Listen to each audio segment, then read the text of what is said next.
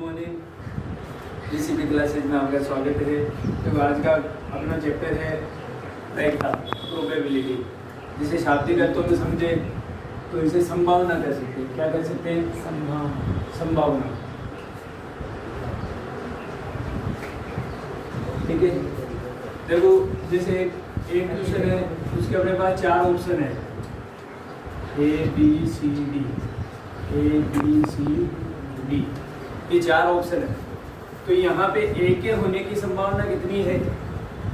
4 में से 1, 4 में से 1 यानी 1/4। बी के होने की संभावना 1/4। ऐसे ही सी के होने की संभावना 1/4 और डी के होने की संभावना 1/4। तो ये क्या है? संभावना। लेकिन अगर अगला क्वेश्चन है जिसमें 2 ही ऑप्शन है अपने पास, ए और बी, 2 ही ऑप्शन है, तो इसके होने की संभावना, तो कुल ऑप्शन कितने हैं? 2। तो बट्टे में तो आएंगे 2, उसमें से 1 के होने की संभावना कितनी है? 1। 1/2 इसकी क्या हो गई? प्रायिकता। ऐसे ही बी के होने की प्रायिकता कितनी होगी? 1/2। अब देखो इन चारों का अगर योग करेंगे तो 1 आएगा, इन दोनों का योग करेंगे तो क्या आएगा? 1 आएगा। इसका मतलब क्या है कि किसी प्रयोग की सभी प्रारंभिक घटनाओं का योग कितना होता है? हमेशा 1 होता है। कि जैसे ये क्वेश्चन है, इसमें 4 ऑप्शन है, चारों में से मान लो कोई भी हो सकता है, तो इन चारों की जो प्रायिकताओं का योग है, किसी प्रयोग की सभी प्रारंभिक घटनाओं की प्रायिकताओं का योग कितना होता है? सदैव 1 होता है। ठीक है, तो इस ये जो चैप्टर है इसमें आपको कुछ चीज़ें पता रखनी है। सबसे पहले यही है कि किसी प्रयोग की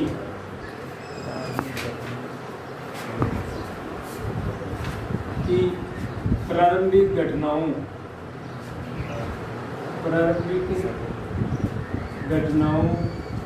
की प्रायिकताओं का योग,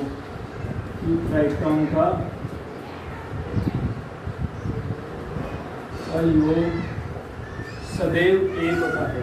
कितना होता है? सदैव 1 होता है। ठीक है, दूसरी पंक्ति आपकी आती है, देखो सदैव, ये प्रारंभिक घटनाओं से इससे क्या समझते हो आप? कि जब तक कि इसमें कोई दूसरी कंडीशन शामिल ना हो कि ए को हटा दिया जाए, मतलब ये 4 ऑप्शन है, ये नहीं कहते कि इसमें डी तो कंफर्म है, वो नहीं होगा, डी तो कंफर्म है, वो नहीं होगा। तो ये ऐसी बात नहीं कही, अपन को 4 ऑप्शन दे दिए, उसमें से एक चूज करना है, तो उनकी प्रायिकता ये आ गई है ना। तो इनका योग करेंगे तो कितना आएगा? 1 आएगा। तो ये प्रारंभिक घटनाएं हैं, चारों में से कोई भी घटना घटित हो सकती है। जैसे आपका ताश वाला जो क्वेश्चन था, एक क्वेश्चन आया था कि बेगम को हटा दिया जाए किसी कारणवश, तो बेगम के बतों को अपन ने हटा दिया, अलग हटा दिया, तो फिर बाकी बचे उनमें से संभावित परिणामों को छांटना था। तो यहाँ जो है उनको उनमें से अगर छांटने के लिए कहें तो वो है प्रारंभिक घटनाएं। ठीक है, तो इनका सदैव जो योग होता है वो कितना होता है? 1 होता है। कितना होता है? 1। ये ध्यान रखना, 1 नंबर में 2-3 बार बोर्ड में पूछा गया है ये कि किसी प्रयोग की प्रारंभिक घटनाओं की प्रायिकताओं का योग कितना होता है? कितना होता है? 1। अब देखो दूसरी आपकी पंक्ति है कि प्रायिकता सदैव 0 से बड़ी व 1 से छोटी होती है। 1 से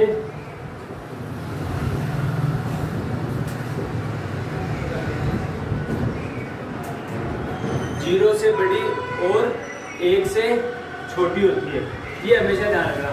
अब इस पंक्ति की अपन व्याख्या करते हैं, एक्सप्लेन करते हैं इसको।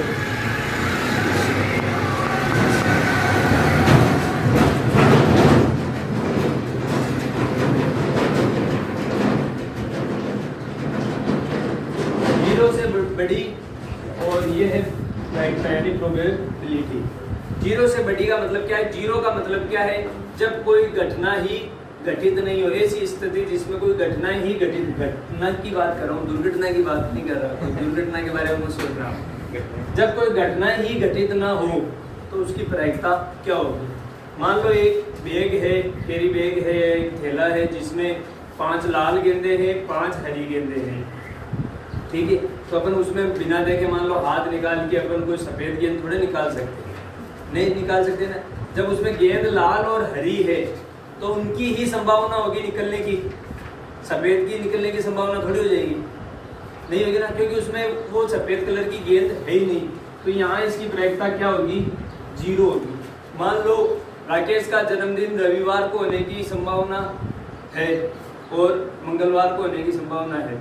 अब कन्फर्म है कि बाकी के 5 दिन नहीं है, तो इन 2 की ही संभावना है, तो 5 दिनों की प्रायिकता तो क्या होगी, 0 होगी। क्या होगी, 0 होगी।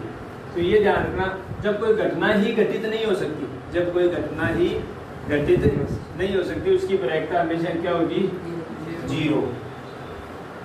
और 1 का मतलब क्या है, 1 का मतलब क्या है, कन्फर्म है कि ये काम होगा, ऐसी ही स्थिति बनेगी, यानी संभावना नहीं है, वहाँ संभावना नहीं है, वहाँ कन्फर्म है कि ये काम होगा। तो वो प्रायिकता कहाँ से कहलाएगी, फिर वो तो स्थिति बन जाएगी, वो तो घटना होकर ही रहेगी, तो वो स्थिति बन जाएगी। अपन को तो संभावना छांटनी है भाई, कितनी प्रतिशत हो सकती है या कितने भाग हो सकती है, तो वो होती है प्रायिकता। ठीक है, समझ गए। 0 से बड़ी सदैव 1 से छोटी होती है। तीसरी इसकी पंक्ति आती है इस एक पहली पंक्ति से रिलेटेड है कि P1 प्लस P1 का बार